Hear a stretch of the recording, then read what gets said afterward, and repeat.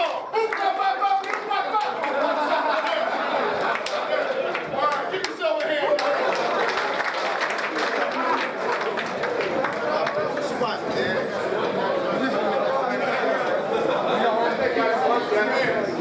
For those of you keeping track, that Sugar Hill Gang, I believe 1979. The first rap song ever created in the basement of someone's house in Brooklyn, New York. Okay? All right, remember that word? We were roommates back then. All right, guys. Hey, man. Yeah. First of all, I want to congratulate you guys on your first 11 rounds, okay? Guys, you are in a championship fight mode, okay? When you look at your PowerPoint, you are in a 15-round heavyweight championship fight, okay? I recently visited the University of Alabama, right before they played LSU. And I sat down with their full-time sports psychology guy, and we talked about this a lot. We talked about how teams can sustain high levels of performance over a duration of time. So whether it's Division 1, 2, 3, whatever it is, you guys have to look at this like a championship 15-round heavyweight fight. Does that make sense? And so far, you've completed how many rounds? 11. 11 rounds, right? 11-0, okay? Got 4 more to go. So everything we talk about today, I want you to think about it from the context of how you take those next 4 steps and win those next 4 steps. As you know, your coaches have told you, it's got to be 1 week at a time, right? Yep. 1 week at a time, but yet it's 4 weeks. It's 4 weeks to the ultimate championship, okay? How many of you are boxing fans? Okay. How many of you are boxing fans of heavyweight boxing in the mid to late 70s when the great heavyweights, Muhammad Ali, Ken Norton, George Foreman, Denver's own Ron Lyle. Anybody heard of him? Yeah. Ron Lyle, great story. You're going to see a clip of him in a little while. Here's a guy that got sent to prison for murder, taught himself how to fight in prison, and later fought for the heavyweight championship of the world, okay? So when you think about these next 4 weeks, I want you to think of them in terms of a 15-round heavyweight championship, okay? Now, CSU Pueblo versus, we don't know yet. So it's all comers. Whoever shows up here, that's who you're going to play, okay? And I'm going to tell you something from personal experience. The fall of 1982, okay? Coach Bristow was on that team. Wardo was on that team. Cresswell, where's Coach Cresswell? There he is, was on that team. Tell you what, we went to the national playoffs that year. We were not mentally prepared. We had some people hurt, but most importantly, we were not mentally prepared. Guys, you're going to hear me say this throughout this presentation, throughout the next 50 minutes. The best team in the nation doesn't always win. The team that's playing the best wins. Okay? Let me repeat that. The best team in the nation doesn't always win. Sometimes they do. It's the team that's playing the best on that given day that wins. Does that make sense? So I want you to understand what you have in front of you. You have a golden opportunity. And I want you to be mentally prepared, mentally enhanced to embrace this opportunity. You finish those first 11 rounds, we move on to the 12th round. Okay? I will guarantee you, you will get hit in the mouth in a little over 8 days. Okay? You will get hit in the mouth. A heavyweight championship fight. I'm going to show you a clip in a few minutes here about probably one of the greatest rounds in the history of heavyweight boxing. And one man was able to become victorious over the other man, not necessarily because he was the better boxer, because he was a better fighter. A better fighter. He fought. And that's what I want you guys to understand. It's not a boxing match, it's a fight. It's a fight. When you line up that 3 3 technique over your offensive guard, are you going to whip his ass every play or close to it? Because it comes down to that, people. It comes down to you winning those one-on-one battles. So understand, you're in for a fight. You hear coaches say this all the time. We've got a great locker room. Does that mean lockers are nice? They got humidifiers in there? Is that what that means? What does it mean? We've got a great locker room. Guys get along. Guys what? Guys what? They support each other. Let me give you an example, fellas. Let me give you an example.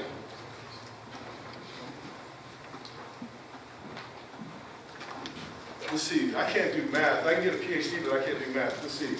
How long ago were we in school? 80s, 90s? Is that 30 years? I shouldn't ask word. 30 years? And what we went through 4 years from 1979 to 1982, I love that man. I love him with everything I have. Because we have fought together, we have cried together after losing, we have fought each other. Remember those? Yeah, you could. My ass. My ass. I'll take him outside right now and kick his ass.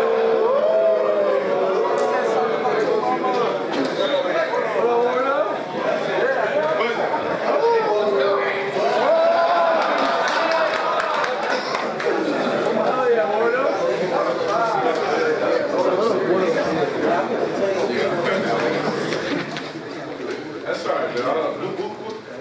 The way I do it, me and him, we're going to drive back to Denver. We'll stop somewhere in like Widefield. There'll be a field out there, just me and him in the field by ourselves. That's the way we'll do it. I'll report back with how. But here's the thing. That social cohesion, there's nothing like it. There's nothing like it. Guys, you will remember this year for the rest of your lives. For the rest of your lives. And I hope there's 4 more weeks to remember. But if you build this task cohesion, if you do what you're supposed to do, every week, every day in practice, you talked about, where'd my man leave to? The man was telling me he's going to model everything. Where'd he go? He left on us, okay? But if you do that stuff, it's going to build that social cohesion. You guys will remember each other for the rest of your lives. Do you understand that? And that is built from taking care of your assignments and being there for each other. Verbal communication, nonverbal communication builds that. Teams that are highly cohesive win championships. In the mid-1970s, late 1970s, the heavyweight division in boxing was amazing. It was amazing. There was no fewer than 6 or 7 heavyweights that could flat out win a world championship. Muhammad Ali, Ken Norton, Ernie Shavers, Ron Lyle, George Foreman, Joe Frazier. I mean, flat out, a wonderful heavyweight division. And people, this is a 15-round championship, heavyweight fight. And you're about to start round 12. 11 rounds, you've won all 11 rounds. 2 judges have voted you unanimous winners in all of those. Unanimous. Okay? 12th round. Guys, as I said, in about 8 days, 9 days, I don't know who you're going to play. You don't know who you're going to play. You will get hit in the mouth. There's not if, and, or but. You are going to get hit in the mouth. A team is going to strike a big play on you. It could be a turnover. Something's going to happen in that game that it's going to be a blow. And it's going to be a physical and a psychological blow. Sudden change, a psychological blow. We know that's going to happen. Okay? Not if it's going to happen, we know it's going to happen. Here's the key. How do you respond? How do you respond? Okay? Guys, I got in my first fist fight when I was in 2nd grade. Never forget it. And it was at the bus stop. And I'll never forget it because a kid tried to take my lunch money. I got bused to Phillips Elementary School on 21st and Montague, for those of you that have been around Denver. I lived by George Washington House. Okay? And kid tried to take my lunch money. And he said, give me your lunch money. I said, no, I'm not going to do that. My dad works hard for his money. He says, give me your lunch money or I'll kick your ass. I said, kick my ass. He said, boom, right in the mouth. Right in the mouth, he hit me. At that moment, I had a couple choices. A couple choices. What was one of them? I heard someone say run. My house was about 5 houses away from the bus stop. And after he hit me in the mouth, how many people been hit in the mouth? I mean off the football field. You know how that feels, right? It's indescribable. There's like a buzzing feeling in your head. Your eyes can even involuntarily start to water. Not that you're crying, they water. Right? You're thinking, God damn, what am I going to do? And I had that split second where I thought, I'm going to run home. I'm going to run home. Tell my mom. 2nd grade. And then something got in my head and said, hell no, that's your dad's money. I know how hard my dad worked. And I basically turned and I swung my hips and I hit him with the right cross as hard as I could. Luckily, I hit him right in the throat. Nice. Right in the throat. He dropped like a friggin' tree. Boom! And I stood there. I thought I killed him. Okay? But people, my point is, when you get hit in the mouth, when someone gets a big play on you, maybe it's even a quarter, they get out and get a lead on you. How are you going to respond? What are you going to do? Are these things that you wrote down, are these going to help you? Are these going to carry you? What are you going to do when that happens? Because there's a moment psychologically in every game where momentum starts to turn. And you can see it non-verbally in teams. You can see it in the way they walk, the way they run to the sidelines, the way they congratulate each other. Psychological momentum begins to change. And that's going to happen in a 15-round championship fight. It's going to happen. How are you going to respond? I'm excited as hell to be here because I know what you guys can do. I know what this coaching staff has done with you. I can't tell you how proud we are as ex-football players in this organization to be here with you guys and to understand what's here for you. But guys, I'm telling you, championships are won right here, between the ears. They're won between the ears. You don't lose your cool. You don't get a 15-yard penalty because some dude punched you in the play and you punch him back, and they see you punch him back, and they call it on you in a crucial situation. That's lack of discipline. That's unacceptable. Heck, fight him in the parking lot after the game. That's okay. No, it's not. I should have said that. But don't do it on the field. That's discipline. That's mental regulation, emotional regulation. Mental enhancement. This is a 15-round championship fight. Okay? All right. Now, this clip I'm about to show you. Two fighters. How many ever heard of George Foreman? George Foreman grill, right? George Foreman's a big man, big, strong man. For those of you that have never been around boxing, he throws a heavy punch. Heavy punch. It means when he hits you, you feel it. He's fighting a boxer named Ron Lyle. And I told you a little bit about Ron Lyle. Ron Lyle's from Denver, originally from Ohio. One of 19 children in his family.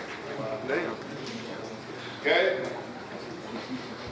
He got convicted of murder, spent about 8 years in the Colorado State Penitentiary in Canyon City.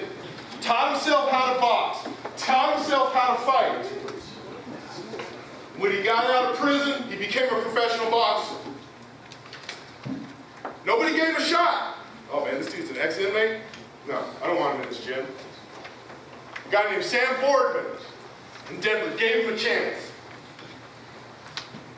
And he later fought for the heavyweight championship.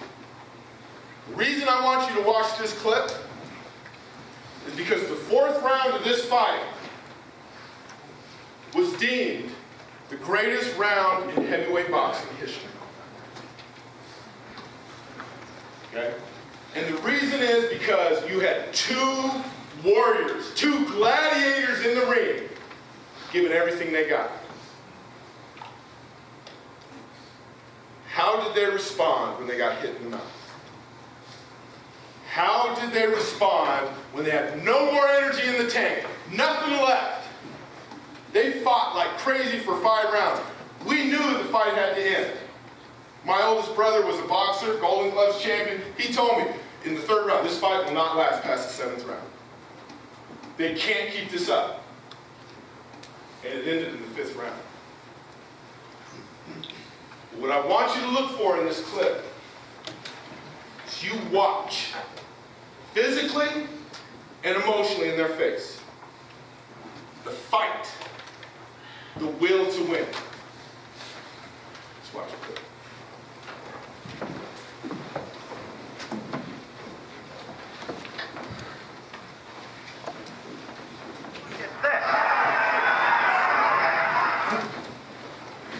But not yet connecting with a stiff left shaft. Tried to get the Lyle story, 7.5 years in Colorado State prison. A good right by Lyle. A good right by Lyle, and he's got Foreman in trouble. He's got him in trouble. George staggering off the ropes, and Lyle all over him. As I said before, Howard, it shows that Lyle has no fear of Foreman. None at all. No fear in Ron Lyle at all. With a good left. George fighting back now. Advisors are yelling to Foreman, keep those hands up. Now Lyle is hurt. Now Lyle is hurt. Quickly, Foreman landed a left and a right and another left, and Lyle's in trouble. He's against the ropes trying to cover. No question about that. Ken Norton can attest to that. I told you we'd have a slugfest, and that's what we've got. Counter right hand by Lyle there.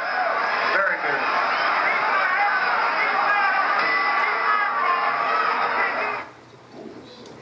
Lyle's over right hand is working very well on Foreman's left hand. Left hand is down, and Ron's going right over with an overhand right. That's the first round for Lyle, the second round for George Foreman. Let Foreman really get off. He's got to be more aggressive and kind of force the action. If he gets Foreman punching, Lyle is playing possum. He's trying to wait for Foreman to throw a right hand. 10:40, our producer retimed the second round in our truck. Lyle all over. Lyle has Foreman in trouble. Foreman is down. It started with a right, then a left. Charade in Toronto against the frightful card. Now Foreman fighting back. Oh, Foreman is in trouble. Lyle caught him with a good left. Now George struck back. His handler screaming to Foreman, hit him in the body. George has the head. Lyle is now wide open. He is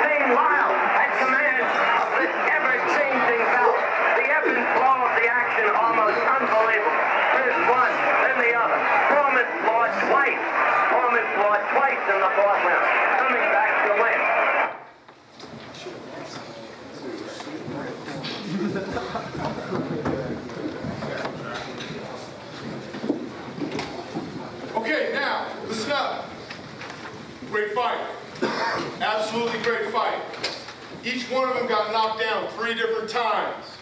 And George Foreman ended up winning that fight. Guys, I would never ask you to go into a fight without the proper equipment. Hopefully what we're doing today is helping you with that mental piece. But I would never ask you to go into a fight without the right tools. In 8 days, you're going to step on that field right out there against someone in a 15-round championship fight, round 12. But you don't have any gloves. You don't have any gloves to put on before your fight. Or wait a minute, coach. Maybe we do. Maybe we do have some gloves. Coach, you got some gloves over there? We got some gloves, brother.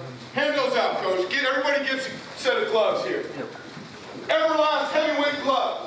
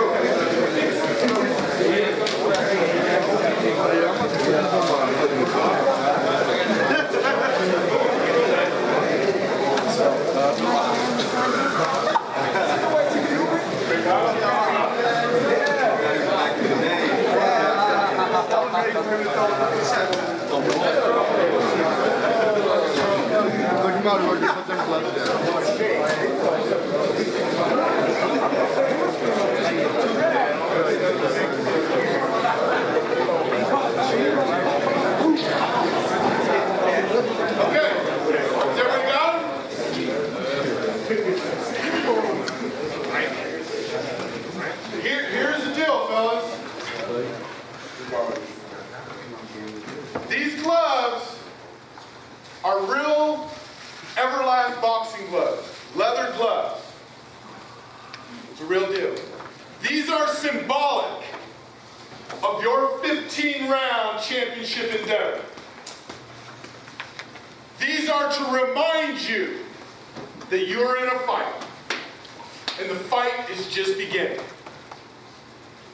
How are you going to respond when you need to be accountable to your teammates? How are you going to respond when your role has been newly defined, like Coach says? It can change in one play. How are you going to respond? These gloves represent your fight and your will as a champion. When you win your championship, you then can put on here your final record and what it took to get there, fellas. And whether you put these in your locker or when you travel away, you put them on your bag, these remind you that this is a heavyweight championship fight. And when you get hit in the mouth, are you going to be Ron Lyle or George Foreman? You know, Ron Lyle fought his guts out. Could you see that? Could you see that? That was a case where one man just outlasted another. Ron Lyle didn't give up. He fought with everything he had. I can live with that all day. Are you going to be able to respond? Guys, hopefully you'll keep these the rest of your life, and this will remind you how important it is to fight. I want you to read these 2 quotes. Whose are these?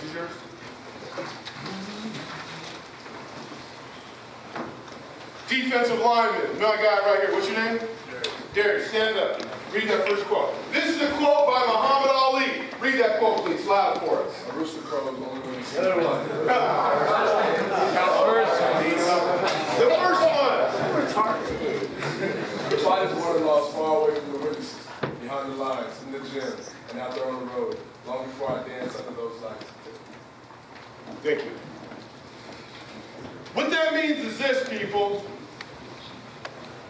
You are going to win the 12th round. You are going to win the 12th round in the next 7 days. In the next 7 days, you're going to win it. And then when you step on that field, you're going to execute. What he means is, behind the lines, in the gym, out there on the road. Boxers back in the 70s, they used to just get out on the road, in the desert, and run. And that's what Muhammad Ali is. Large, I would argue, the greatest heavyweight of all time. He knew it, he used to say it, but I believe it too. It's not won necessarily on Saturday, although you have to execute it on Saturday. It's won not in front of witnesses. Some of you have said, it's what I do in practice. Every rep, every practice, are you 100%? Are you buying in? Or are you one of these guys that's a backup and you're like, oh man, okay, let me just get through this. As Coach said, one play, and you're in there. Have you put the hay in the barn? Have you done everything you can do to be ready to go in that championship fight? When you run out on that field, are you ready for that championship fight?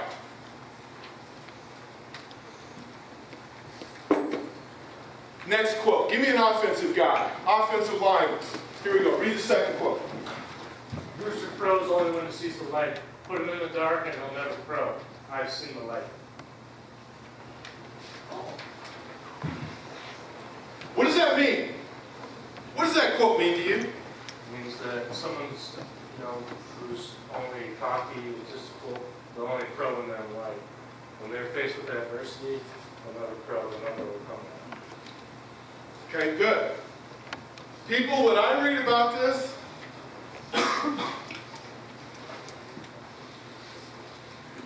the light is shining. A rooster will never crow until the light comes up. It's your time. It's your time. The light is shining, it's your time to crow. It's your time to employ all of the things that coaches have taught you, trained you, disciplined in you. The role acceptance, the role adherence, the mental regulation that's required to be poised out there on the field. When that sun comes up on Saturday,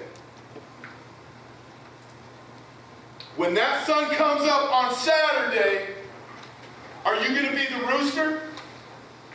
Are you going to be the rooster? I'll ask you again. Are you going to be that rooster? Yes, sir. I didn't hear you. Are you going to be that rooster? Yes, sir. All eyes are upon you, fellas. These are the things that it's going to take to get to that 4-week championship. 11 rounds plus 4 weeks, 15 rounds of heavyweight fighting. 15 rounds of heavyweight fighting. Can you do it? Can you do it? I need one piece of testimony. One player, stand up and tell me. Who can stand up and tell me how you're going to do it? One player.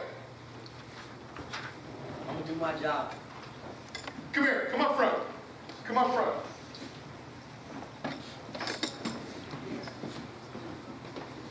You turn around and look at your teammates and you tell them how you're going to do it. I'm gonna do my job. Every single play, I'm gonna do my fucking job. That's That's it.